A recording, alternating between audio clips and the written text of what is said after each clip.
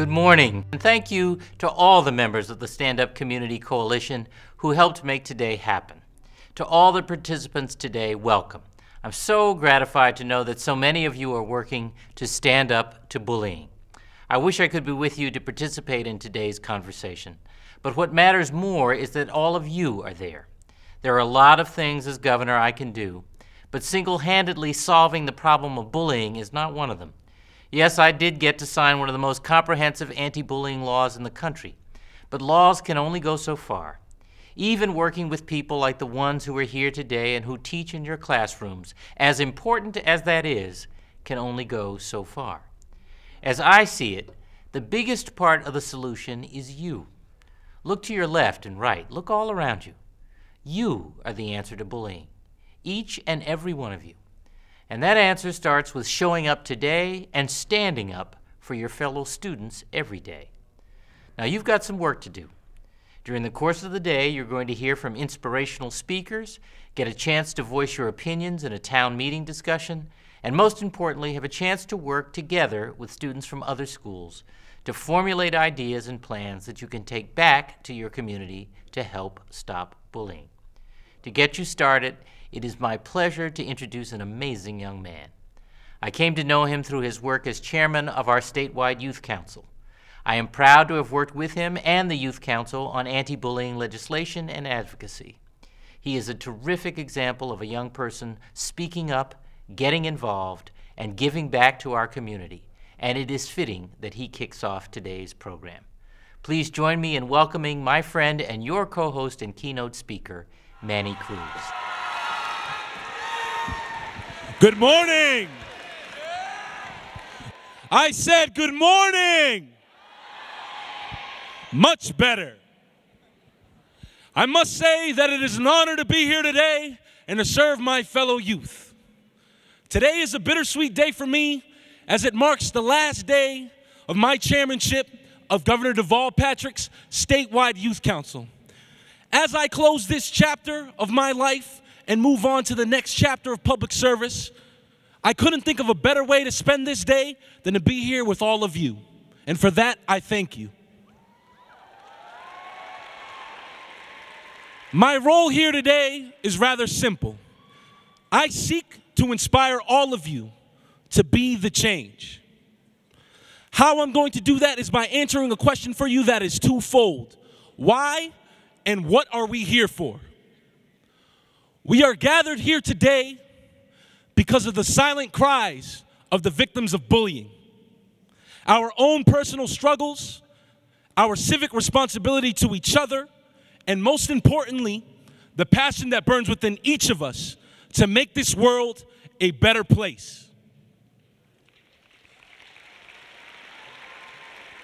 The first time that I attended Stand Up, I was a guest on the action panel, and I thought to myself, how powerful is this?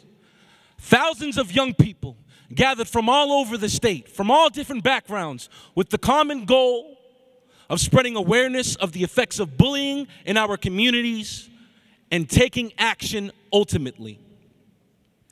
And then I thought to myself by the end of the event that this first stand-up is going to mean absolutely nothing if there isn't a second one. And here we are today.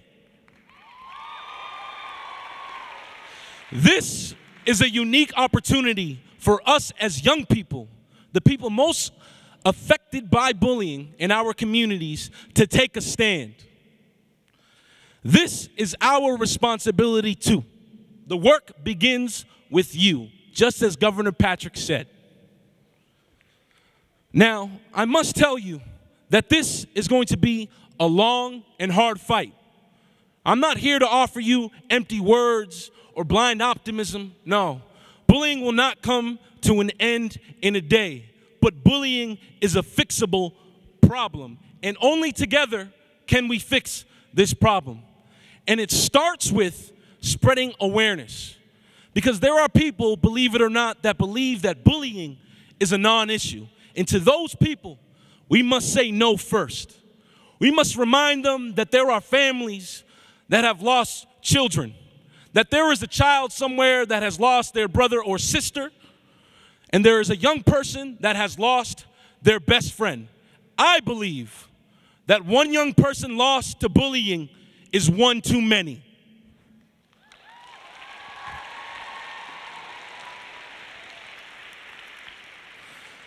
I think with your presence here alone today, there are over 5,000 young people to be gathered here today.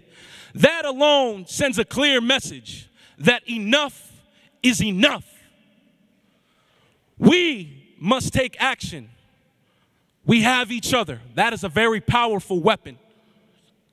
You see, there are many people in this room right now that probably believe that it is impossible to stop bullying. And I'm going to challenge you to think differently. Because history suggests that the side that has justice on it can triumph over oppression. If you don't believe me, just halfway around the world, young people like you and me demonstrated in countries that had dictatorships for decades. Justice succeeded. There was a time in this country when people of color were not afforded the same rights as others granted by the Constitution. They fought for those rights. Justice succeeded.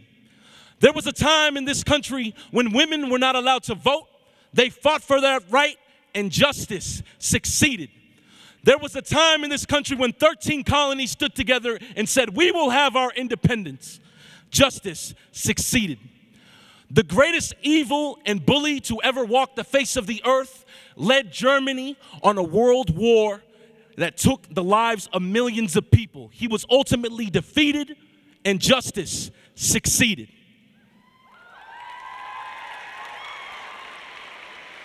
Now, maybe you believe that these examples and instances in history have no correlation to bullying whatsoever. And again, I'm going to challenge you to think differently. Because beneath racism, sexism, government oppression, there are the characteristics of bullying. Bullying is something that happens repeatedly over time. It is a negative action meant to cause harm to someone's physical body, their emotions, and their psyche. And it is also meant to deprive them of their power. That is apparent in all these instances in history. And those people triumphed, and we can too, together.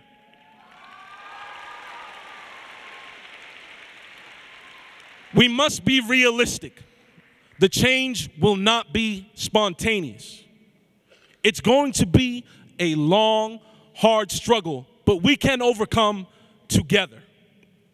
What I'm going to ask of you today is to make a commitment to creating the positive culture change. If we plant the seeds of positivity, the flowers will grow. If there is someone to fight this battle that is worthy of being fought, then we will win. What I need from each of you is to go back to your communities. It starts by being good friends, good neighbors, good students, good brothers, sisters, sons and daughters. When you start with that, you become the example. That's what I need from each and every single one of you today, to become the example.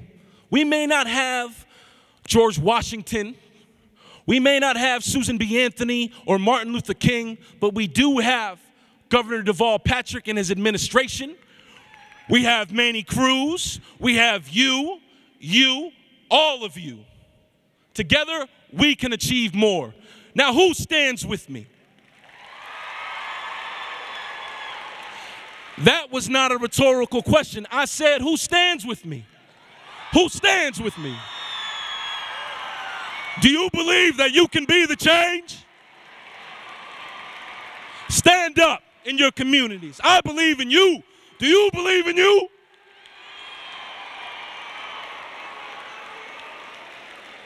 This is the first step to believe in yourself. I ask you today to take our passion and turn them from ideas into plans, and then ultimately to take those plans and to put them into action. We can do the impossible. We can do it together. I thank you.